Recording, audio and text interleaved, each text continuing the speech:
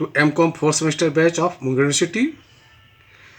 Hello everyone, आज हम marginal costing में incremental revenue and differential cost per चर्चा करेंगे। इसमें इंक्रीमेंटल रेवेन्यू क्या है और उसके बाद डिफरेंशियल कॉस्ट जो हम पहले ही जान चुके हैं वो क्या है, इन दोनों की चर्चा इस प्रश्न में करेंगे। एक सम्स आधार पर X company has a capacity of producing 1 lakh units of a certain product in a month. The sales department report that the following schedules of sale price is possible. Volume जो दिया गया वो परसेंटेज में दिया गया है, वह 60%, 70%, 80%, 90% और 100% जब वॉल्यूम दी गई है। सेलिंग प्राइस पर यूनिट जो दिया गया है यह 80 पैसे, 70 पैसे, 65 पैसे और 58 पैसे और 53 पैसे दिया गया है। The variable cost of manufacturing between this level of is 15 price per unit and fixed cost is ₹30,000। यहाँ वेरिएबल कॉस्ट पर यूनिट 15 पैसे है और फिक्स्ड कॉस्ट 30,000 रुपया दिया है। प्रश्न में पूछा जा रहा है क्या, prepare a statement showing incremental revenue and differential cost at each stage at which volume of production will be the profit maximum। इसमें कौन से लेवल में वॉल्यूम पर सबसे अधिक प्रॉफिट इसको भी बताना है। अब हम इसे एक चार्ट में बनाएंगे।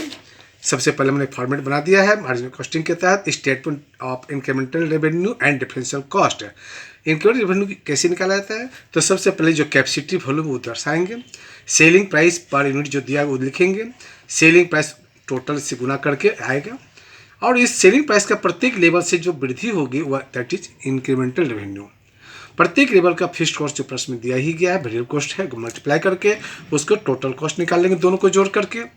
और इनके बाद इंक्रीमेंटल रेवेन्यू जब निकल जाएगा, इधर टोटल कॉस्ट निकल गया, अब हम क्या करेंगे, डिफरेंशियल कॉस्ट ज्ञात करेंगे। टोटल कॉस्ट है प्रत्येक इकाई से दूसरी इकाई में क्या डिफरेंस कॉस्ट आता है, उसके आधार पर अब हम इंक्रीमेंटल रेवेन्यू और टोटल कॉस्ट में अंतर, सेलिंग प्राइस और टोटल कॉस्ट जो दिया गया है इससे डिफरेंस लेंगे और प्रॉफिट निकाल लेंगे और देखेंगे कि कौन सा वॉल्यूम पर सबसे अधिक प्रॉफिट है। सबसे पहले लेवल जो दिया गया पहले से हमने तैयार कर लिया है, 60%, 70, 80 और 90, 100%।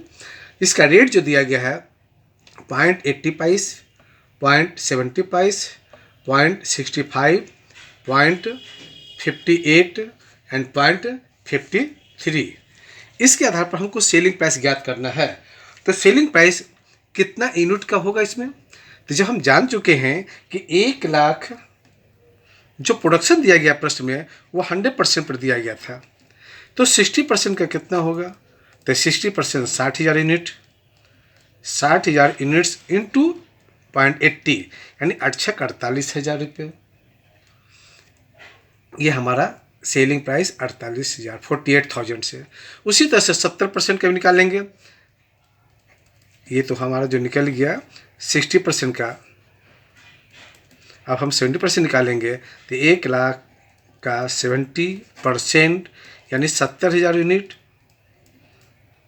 और उसका रेट जो सेलिंग प्राइस दिया हुआ है 0.70 यानी 49,000। ये 49,000 ये हो गया। इसी प्रकार से हम इसका 80%, 90% और 100% निकालेंगे। 80% यानी 80,000 यूनिट होगा, 80,000 इंटू 0.65 यानी 52,000 सेलिंग प्राइस।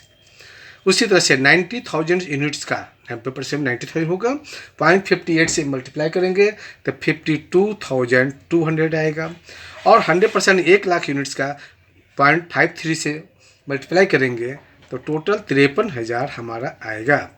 अब हमारा इंक्रीमेंटल रेवेन्यू यहाँ पहला 48,000 कोई इंक्रीमेंट नहीं है चूँकि प्रति जीरो माना जाएगा। इसके बाद 48 से 49 आने में हमें 1,000 रुपये का वृद्धि हुई, इंक्रीमेंट हो गया।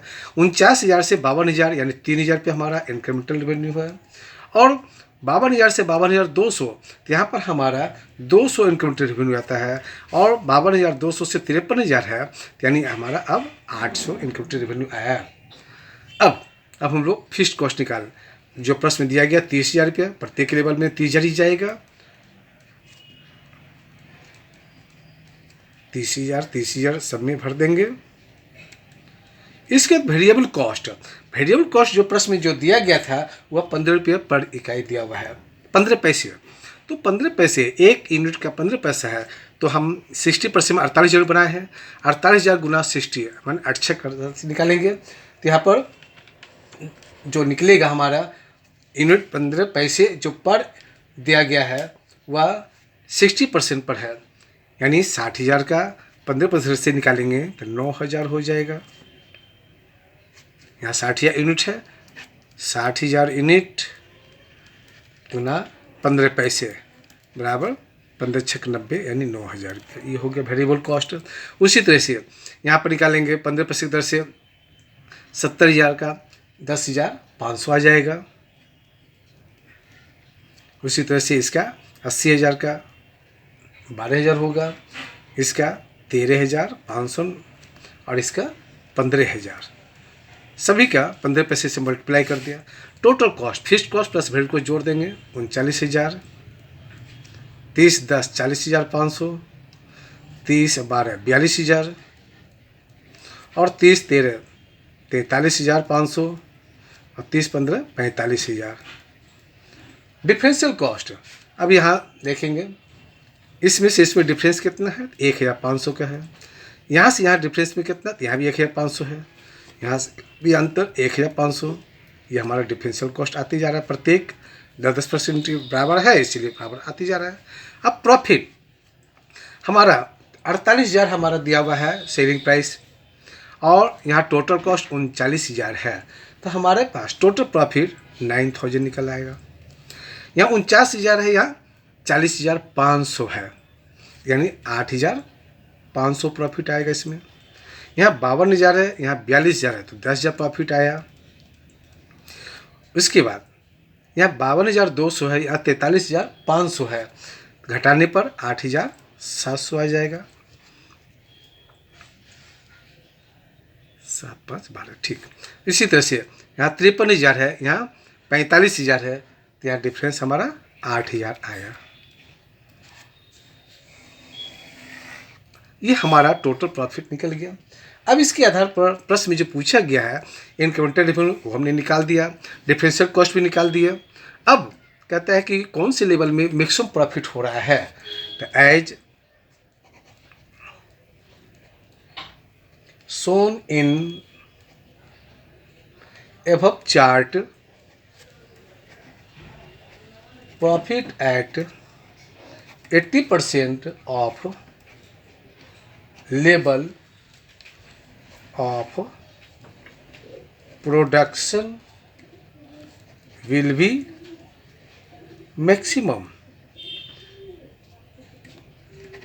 यहाँ 80% है और मैक्सिमम प्रॉफिट हमारा 10,000 है। Thank you.